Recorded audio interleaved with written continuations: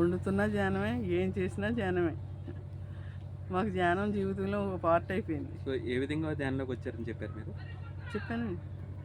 మా మా మరిది గారి ద్వారా థైరాయిడ్ గురించి వచ్చానండి నేను ధ్యానంలోకి.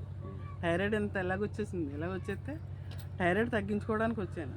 నేను మందులు వేసుకోకుండా థైరాయిడ్ తగ్గించుకున్నాను, సైలెంట్గా తగ్గించుకున్నాను. ఎన్నో రోగాలు వచ్చినాయి. నాకు లివర్లోని కొవ్వు పెరిగిపోయింది. ఆ కొవ్వు కరగాలంటే తిండి మొత్తం అన్నం మానేయాలన్నారు. కానీ అన్నం మానేయకుండా నేను తగ్గించుకున్నాను, మందులు వేసుకోకుండా తగ్గించుకున్నాను. అప్పుడే 10 సంవత్సరాలు అయింది లివర్లో కొవ్వు వచ్చి. ఇంకెన్నాళ్ళో ఉండవు, నువ్వు చచ్చిపోతావు, ఇంకెంతో లేదు, 2 అంగుళాలు ఉందంతే కొవ్వు పెరగడానికి, లివర్ పురాగా నిండిపోద్ది అన్నారు. అయినా లివర్ మామూలుగానే ఉంది, నేను మామూలుగానే పని చేస్తున్నాను, నేను అన్ని పనులు చేసుకుంటాను, అన్నీ తింటాను.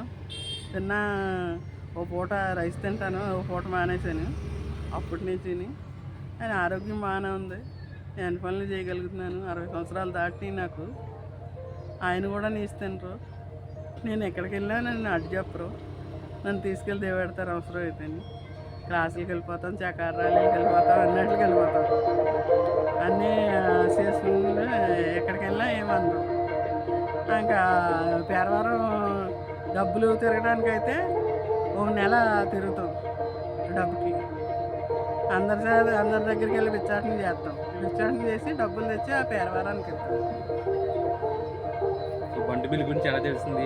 బండి బిల్లు ద్వారా అన్నపూర్ణ మేడం వస్తుంటే నేడు మీ రండి, బండి బిల్లు చాలా బాగా జరుగుతుంది అనేసి అన్నారు.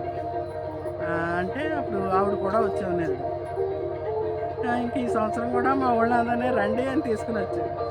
మా అన్నయ్య మా వదిన వచ్చారు ముందు, ఆ తర్వాత మేము వచ్చాం, ఆయన నేను.